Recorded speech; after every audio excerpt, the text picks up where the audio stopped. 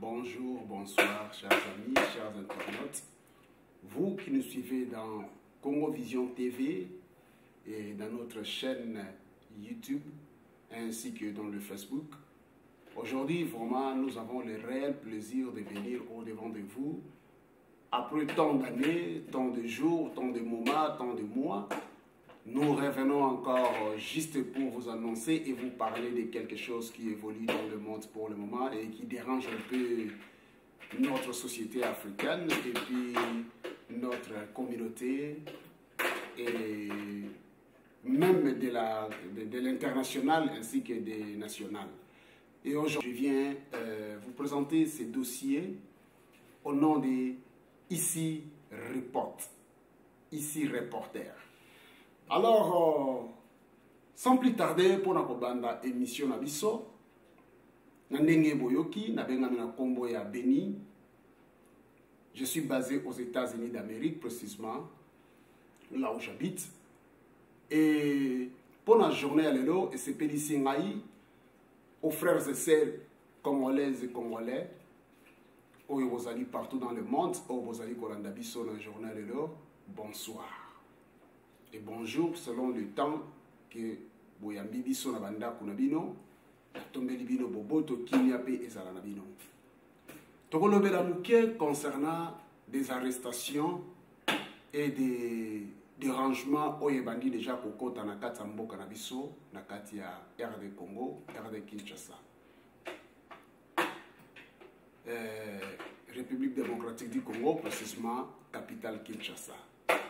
Pourquoi on a préféré que le loto le problème qu'on a déroulé dans Mboka, arrestation oyebandi envers des journalistes, des attaques de gauche à droite, Nabakambobongo. C'est juste pour vous donner un peu éclairage et lumière, parce que tout le monde dit que ce qu'on a dit bien, à un moment donné, toute personne, oyaza ko sala musala na ye na norme ndenge sengeli, oyaza ko sala service oyo atangela option na ye na kati ya Congo Kinshasa, peut-être ce qu'on a vu au travailler librement, il faut oser la peut-être au moins plonger dans la politique.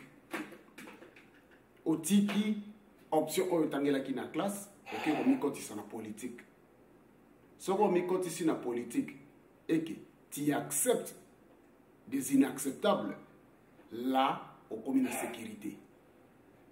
Au commun de sécurité.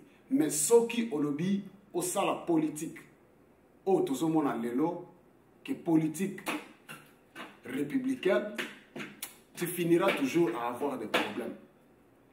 Ou aussi quoi toujours qu'on a des problèmes. Pourquoi te limite au traité et le Kouana, il y a arrestation, tracasserie, problèmes commis entre le gouvernement et les journalistes, ainsi que la société congolaise. Tout le bien parce que ceux qui m'ont dit bien, depuis à Félix Tshisekedi, Batu Mingi, Balobaki, Tshisekedi, Azali, président Monko placebo, Aza placebo. Et beaucoup de gens avaient vu cela. Que Félix ne pesait pas.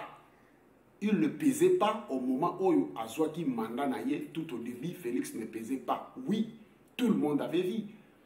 Et Binomoko na Katamboka, et Bazali Banda, tout le monde avait vu cela que Félix ne pesait pas. Parce qu'il n'avait pas de mots à dire. Et on savait, oh peut-être bazaki banakata ignorance de bazaki comment que ça va continuer ainsi. Non, on savait que et comme un moment moko Félix a changé carte.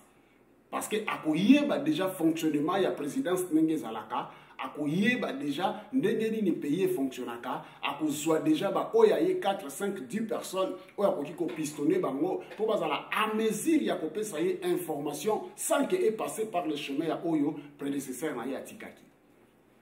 Et c'était comme ça. Et les lots, on dit qu'on ne peut pas malembe. Mais malheureusement que qu'on ne peut pas changement et même si koyo forme mokoboye. Donc il y a deuxième dictature. Et même deuxième dictature na kati mboka.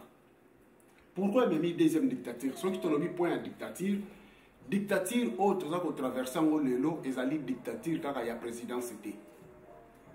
Eza dictature kaka ya présidence té. Dictature au peuple congolais aza ko traverser na kati pour le moment ezali dictature o ezali ko bima na parti o ezali parti ya IDPS. Si on parle de l'IDPS, c'est parce que l'IDPS a instauré un système où il y a dictature élevée. Dictature est qui cause les manakata parti. Dictature est qui cause la que ba individu na kati ya communauté, na kati ya société, na ba avenue, na ba quartier, na ba misala, ba vie privée ya ba tout, bo ba na mener dictature na kati. Non, na cadre que ba komi ko manifester dictature même na ba vie ya batu, même na ba ndaku ya batu, même na ba misala ya batu, même na ba vie privée ya batu. Dictature ya IDPS eleki. Eleki maintenant niveau. Parce que et comme il a point moko ke et ko énerver batu, batu ba ko loba. Et ko énerver batu, batu ba ko manifester. Et Félix, comme il est là au pouvoir, ce qui vous l'a dit bien, Félix n'agit pas vraiment dictature ou ya ko loba ke yemoko en personne à ça la dictature à 100%. Félix utilise la dictature peut-être dans les 70 à 60%. Mais parti na ye ya IDPS, parti na ye, ils ont utilisé dictature à 100%. Torozoyango na ba partisan na bango. Ba partisan na bango et loko bazako sala ils ont raté. Cela n'existe pas et ça n'existera jamais dans le parti politique. Ce n'est pas à dire qu'un individu comme les autres comme Komona, comme il se réveille le matin, à fongoli chaîne YouTube, allez, il commence à critiquer n'importe qui. Il commence à parler de n'importe quoi. Il commence à donner des titres, il y a le Kuta, des titres, donc ils allaient même na concordance na makambazo lo baté. Yamona tout ça lo baké. Dictature wana et comme il dérange un peu. Bato baza sous la liberté il y a commis exprimer ba parti politique nous sous baza sous na droit wana té il y a pour vaguer librement na ba service na bango. Tout cela dit à quoi? Parce que il y a quelques-uns de pions de l'IDPS au baza pour sillonner dans des partis par là, même na ba service ya bato na kata misala bango nde siko ba komi ba agent siko yo informateur. Or ce n'est pas comme ça. Ce n'est pas comme ça. Ce n'est pas n'importe qui qui a service à Batou, aux a comme si on investiguer Batou, parce que aucun des cas dans la chaîne, qui ne fanda, au de n'importe quoi. Ça, vraiment, il faut revoir le quoi. Parce que ça cause beaucoup de problèmes dans notre pays. Tant que Batou, on va découvrir, Batou, comprendre, au moins que Batou, il y a IDPS, beaucoup disparaître. Boko banda ko bunga parce que ba monio ba repérer yo oyena ba misala na bango bongo et que ça na droit mon côté quoi investiguer bango bako banda ko sala pe ba contradiction na makamna bino. Alors en tout cela il faut vraiment gouvernement wana ya IDPS et yeba ndenge nini za ko diriger gouvernement na bango et parti na bango ya IDPS ba yeba eloko nini baza ko sala parce que on a vu des partis politiques où il est kana mboka wana où il dirige mboka wana ce n'est pas de cette façon. Ce n'est pas de ces façons. Oh, il comme ça pour le moment. La façon tu vois que tout le monde, donc ils ont maintenant besoin que toute personne qui a la chaîne à la télévision, il n'a qu'à parler de bien pour l'IDPS. Il n'a qu'à parler de bien pour Félix. Il n'a qu'à parler de bien pour blablabla. Or, il faut ignorer un mot. À l'exemple de Rokende, il y a une vidéo qui circule. Il y a un membre de l'IDPS qui a accueilli na Nakati Avenue, na quartier na Avenue, Azakola qui sa clôture. Azakola qui sa clôture mobimba, bandaku, ba maison, tout ezalaki aux alentours, la clôture wana ndenge ezalaki, eza achevé, ils ont continué, et qu'il parle bien que bandaku nyonso eza bandaku ya Samalukonde. C'est Samalukonde qui a construit, Samalukonde qui a acheté Macadam, n'est-ce pas que ceux qui te le disent, te suivre Penza, Makambu bien c'est dans l'union sacrée. Na union sacrée na bino wana. Union sacrée wana, n'est-ce pas que Sama Lukonde a refusé de suivre Moïse Katumbi pour demeurer na kati ya initiative na bango oyo Félix alakisaki ye ndenge ya koyiba, ndenge ya ko tricher, ndenge ya ko manipuler nani peuple congolais. Mais ne pensez pas que Sama Lukonde est à côté de Félix pour le bien. Ce qui bozo que de ce que bo luka ba lupango na yebo luka ba bien na yebo banda ko étaler yango ou bien bo ça tout mensonge parce que ba lupango wana ni ceza Sama Lukonde te. Il y a des propriétaires ba mapango wana basali. Il y a des propriétaires misusu ba propriété privée basali. Mais comme vous bo comme une habitude que ba mona yo ba yo kayo ba loba ke bata IDPS bla bla bla, vous allez étaler même ba bien privé ya batu misusu oyoke ezali même ya buntu wana te. Et puis, l'autre mot qu'on a dit à Congo, au Bozo Bosana, est que si vous étiez tous vraiment, pays est comme à développer. Que ce pays-là soit développé, ce qui est comme développé, quand on a un acte où il faut poser, beaucoup de en prison chaque jour. Beaucoup de en prison chaque jour, avec de vrais juges. Oh bah yebi penza ko juger makambo. Mais vous allez vous retrouver dans des prisons chaque jour. Parce que ezana ba place mususu neti na ba mboka ba États-Unis boy. Soki muto yebi si yoke awa ezali lié privé. Donc c'est-à-dire moana privé et tekali privé. Une fois ba trouver que mutu moko okende ki na place wana au traverser ba loi na ye. Au publier et l'eau qu'on a na social media, au publier yango na ba lieu public ok yemo kwa linga kite yemo kwa sala kamote bien aimé okozala suivi de konanga okozala suivi et puis alors moko bocha on a mituna bino biso awa na États-Unis to na France na ba Europe na ba pays mususu bon na bolo ba France parce que France est en norme na bango ndenge ba sala akuna na Europe. Moi je vais te dire selon les États-Unis là où je vis. Il y a des gens qui ont publié directement quand il y a contact avec FBI, la police, l'investigation, landa IP. Il faut que bien que la carte de téléphone, l'ordinateur, IP. IP, on a identité personnelle. C'est-à-dire, elle reçoit le téléphone, combo date de naissance, tout sécurité sociale, IP, éthiquement na combo na yo. Etikali na kombo na yo bien que munduki nini eloko to kosomba soki osomba ko mutali boso bazui kombo na identité no bakoti si IP identité personnelle eloko wana ekomi collé na yo. Alors c'est comme ça que ba identifier ka mutu nini a publié eloko nini mutu nini a publié eloko nini. Alors bido lelo bokomi kaka ko étaler ba vie privée ya batu iolé là. C'est pas comme ça quand même. Bolongo la dictature on a kata parti boso c'est le gouvernement. Parce que parti à IDPS, beaucoup de manifester dictature dans Nengamabi. Tout le monde a commis à mesure, il y a qu'on critiquer Batou, qu'on finga Batou. À l'exemple de Denis Mukwege, assis, mais c'est papa là. Est-ce que Bozouakaye n'a rang nini? Aujourd'hui, je vais poser la question. Bozouaka Denis Mukwege n'a rang nini? Parce que ceux qui l'élo awana États-Unis, biso batu mwindu toza kotanga kombo Martin Luther King na rang ya Denis Mukwege. Donc Martin Luther King est là na rang oyo Denis Mukwege azali nde rang bakoki ba classé Martin Luther King na rang oyo Martin Luther King azali nde rang oyo Denis Mukwege azana kati. Mais plupart des membres ya IDPS boyebi eloko wana ti. Plupart des membres de la Ndekolabiso congolais dans le cas IDPST, la Ndekolabiso congolais, boyebi valeur ya mutuanati. Et que na rang au bacheye, même bateau bacheye, bazali déjà na crainte inférieure. Pour bayebi que cet homme il est fort, puissant et capable. Bon, on dit disparition à Desmond Tutu. Ce qui vous a la Kanamayele et le gouvernement et tout le monde. Bomoni rôle nini Desmond Tutu a joué en Afrique du Sud. C'est ça le même rôle que Denis Mukwege a joué dans Katamboka na Bissoana.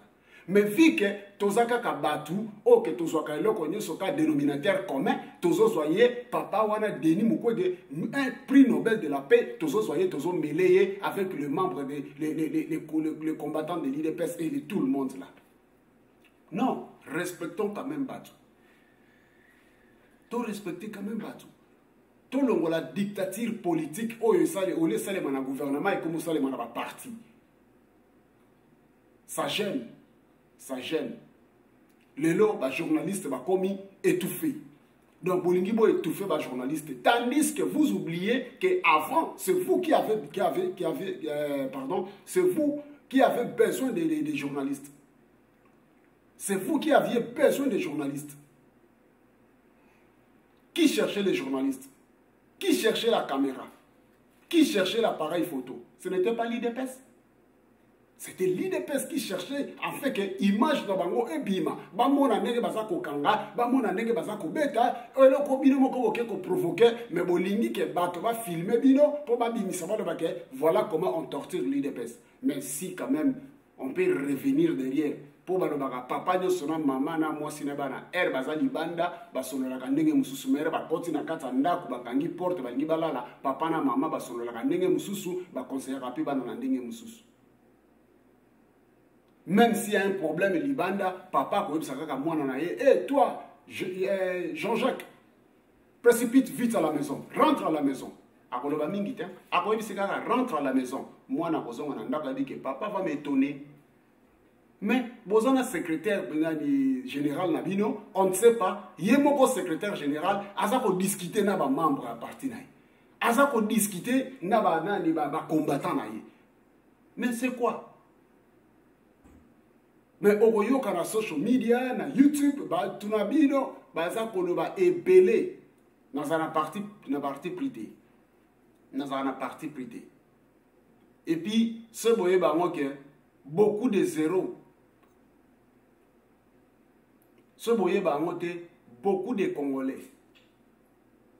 Ils ont sacrifié des choses et des choses. Ils ont sacrifié makambo ebele pour le lot IDPS qui est au Komawana. Mais ils ne font pas partie de l'IDPS. Ils ne font pas partie de l'IDPS. Alors, il faut quand même une manière pour éduquer les partisans. Parce que bakoki kokoma, bakokumba dictature na bandako batute, bakokumba dictature na vie batute, bakokumba dictature na mariage batute. Mais pour l'IDPS, dictature na bino, il y a parti na bino. Et l'éki. Kasumba lesa mutakoloba soazate. Ba recevoir, ba déclarant, mutu nyonso, ba commence sous contrôle, il y a parti politique. Donc tout ce qui se passe dans la ville à Kasumbalesa, bateau va contrôler, c'est les partisans de l'IDPS. Mais soyons sérieux. Soyons sérieux. Parce que Kabila a aussi été au pouvoir. Tout ce qui est partisans, il y a PPRD, il y a des frontières, il y a des diriger douanier, qui diriger receveur na banani, déclarant. Alors dictature à IDPS et il qui est un peu en dehors. On va parler peut-être des élections après, mais le long de dictature nabino, juste corriger ça. Bon, nous quand même rectifier, parce que dictature nabino wana ezo qui demabe. Bino moko bozo kumba Félix na banzela ya mabe. Bino moko boza ko induire en erreur nenge batu mususu pe ba induira ki Kabila. Alors il faut tous être quand même prudent. Toye ba ndenge ni tous ko marcher. Les lots journalistes va comme kangama de gauche à droite, qu'on a interpellé de gauche à droite. Mais quel est le rôle des journalistes? Qui tout au début abandonne que la liberté d'expression est coexistée à Katambouk. Et qu'il a appelé même les journalistes pour dire que Bozali a la liberté à exercer service Nabino. Donc c'était une manipulation. C'était une manipulation. Alors revenons quand même. Le lot na beti c'était penaza koloba si batwa IDPS. Bolekisi. Parce que ce toye awa na kata États-Unis. Combien salema partout. Mais boye ba on a ba tête na bino ke si Kabila a cédé au pouvoir, c'est parce que diaspora congolaise na kata États-Unis ne télémaki. Ce qui diaspora télémaki na kata États-Unis mais Kabila za na pouvoir wana tilelo. C'est que beaucoup de gens ignorent. Mais nous connaissons cela. Si la diaspora congolaise n'a qu'à les États-Unis, nde Kabila za na pouvoir wana tilelo. Parce que les Européens baganga kabasala kana bango tout bakosala nyoso wana. Boko ko sanctionner, ba sanctionner mende, bango moko balongoli sanction. Ba sanctionner bla bla bla bango moko bazolongola ba sanction. Mais les États-Unis, quand les États-Unis décident une fois, Moutouana Yebike, ça finira mal. Ça finira mal. Ce moment-là, que le pays va résister à ce que les États-Unis ont un problème na bango, parce que Yebi comment SIA et ça la service na bango. Mais les loyaux, tout ce monde, papa ngani abatu, respect à l'issue, donc un gire public par-ci par-là. Membre il y a IDPS Boutikana Makambouana. Les journalistes sont censés de faire leur travail. Les journalistes sont là pour critiquer et donner des informations. Et il n'a pas interpellé les journalistes, les confrères, les chaînes de télévision. Vous invitez n'importe qui. Vous invitez n'importe qui. Moutounio Sazoya, débat économique, bazo débuté, on a un site, mais kata information. Kata émission, pardon. Kata émission, yebisa bango, mot d'insulte, to cesser ma kambutu. Ok. Et là, ça va commencer à les interpeller. Bah, ok, donc ça va débat na bango wana wapi. Mais comme vous avez besoin, yakuyo kaka kaka makabona boye, allez, vous les laissez faire des insultes par-ci par-là. Bino bolanda ba chaîne mususu. Tu vas trouver des personnes qui ne sont pas d'accord à eux-mêmes, mais au concours d'insultes. Bota la papier ma chaîne mususu banda, bomo na pele baninga mususu va débattre comme camp. Au lieu de laisser que n'importe qui banda ba insulte na débit jusqu'à la fin, ba insulte. Yango wana yé choki china rambo na bino. Est-ce que na fana na moké, na maîtriser moké.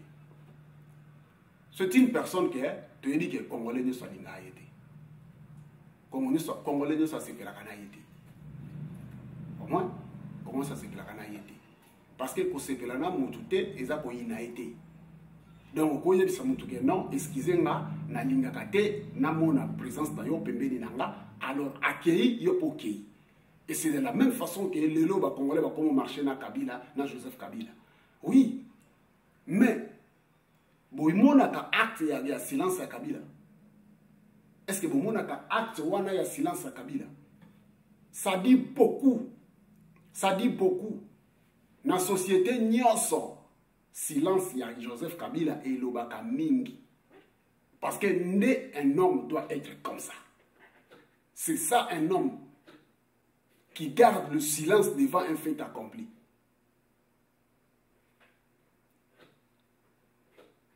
Et puis il faut vous comprendre que ce n'est pas de la faute à Joseph Kabila. Ce n'est pas de sa faute. Faute Esaïam, président Nabino Félix. Tout ce qu'on peut condenser le nom de Moutouya Kabila, tout le monde a Moutouya Félix, parce que c'est Félix qui a c'est Félix qui a accepté les inacceptables. Ce n'est pas Kabila qui avait imposé. Kabila n'a pas imposé Biloko Nagnoso.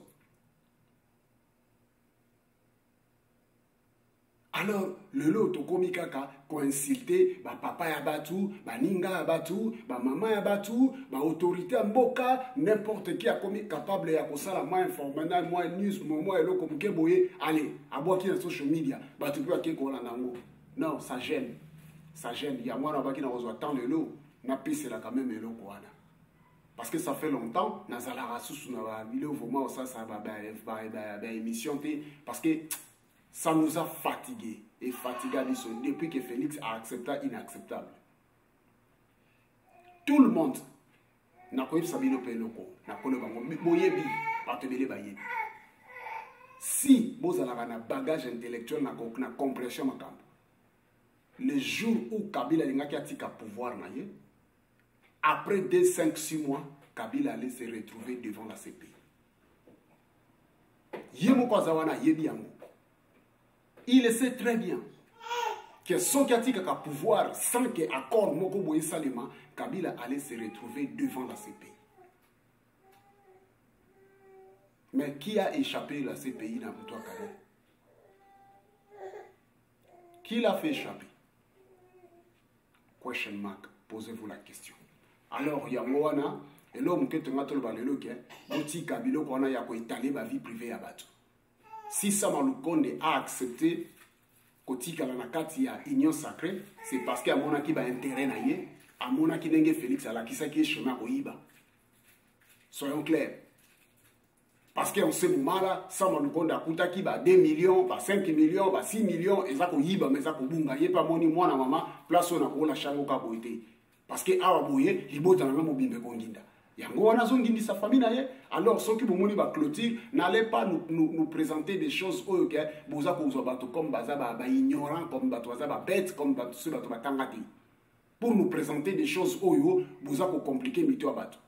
Qui vous a dit que toute clôture wana nyo soleza Sama Lukonde? Na représenter image wana te, na ko l'accepter à moté parce que je n'ai pas cette habitude ya représenter ka babilo comme ka ba fake news.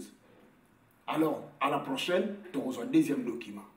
Ils ont parlé sur arrestation à journaliste et puis effet avec l'élection qui va arriver. Bien sûr. Merci et bonne soirée à tous. À plus.